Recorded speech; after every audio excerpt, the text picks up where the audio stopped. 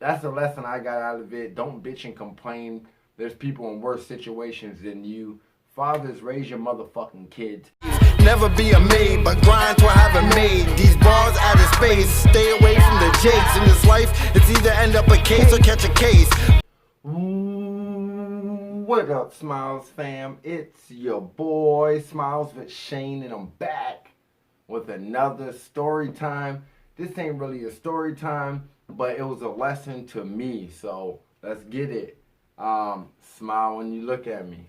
All right, so this story involves Smeagol, the dude from the last story.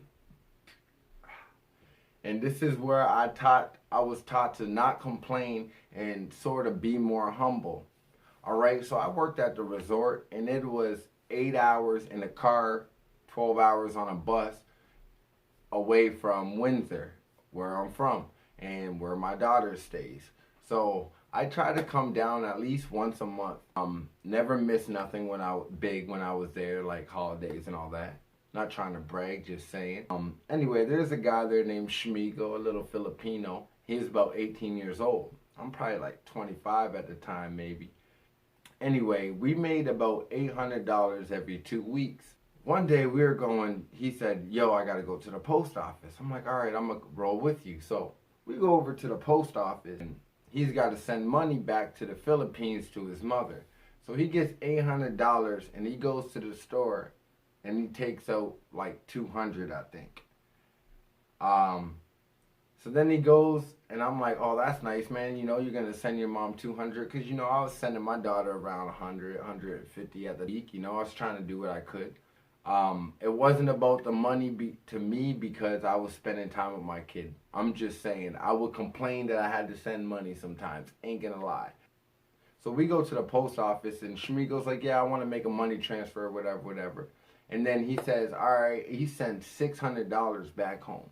He had an $800 paycheck, and he sent $600 back home. All right. I'm sitting here feeling stupid, because I'm like, I'm bitching and complaining that I gotta send money to my own kid that I gave birth to my own kid, you know what I mean, that I made, and I'm bitching and complaining that I gotta send money to her, along with a lot of dads that don't even spend time, and that's what kind of pissed me off. Like, that's one lesson. And what's pissing me off about the dads, I'm gonna sidestep real quick.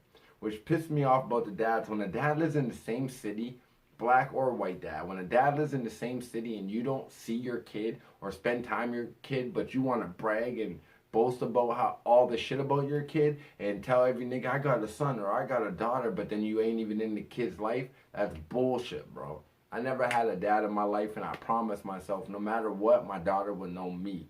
You know what I'm saying?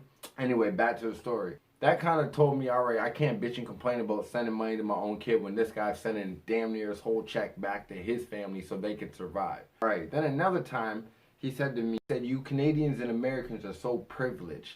And I said, how's that, you know? But I already know we are, but I'm saying, how's that? And he said, bro, like, you guys have free education. We die fighting in our country to get over here, to get an education. Meanwhile, you guys are privileged enough to have an education, and you drop out of school by the age of 15, 16 years old. That's fucked up. And it is fucked. And I was like, damn, it really made me think and be different. And to me, it really made me humble up. That's the lesson I got out of it. Don't bitch and complain. There's people in worse situations than you. Fathers, raise your motherfucking kids. At least spend time with them. Other than that, I appreciate y'all. Thanks for rocking with your boy. And remember, smile when you look at me.